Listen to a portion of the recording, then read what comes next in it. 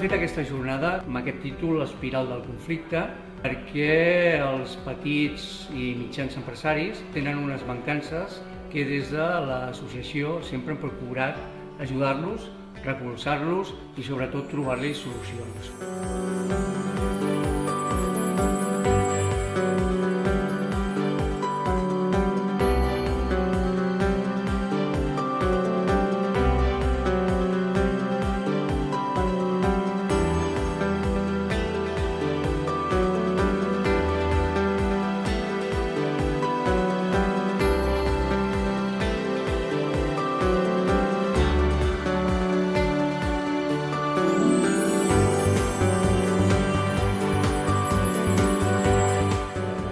Passos per tal d'intentar resoldre el conflicte de la millor manera possible. Primer, és que no hi ha conflicte, són situacions a resoldre.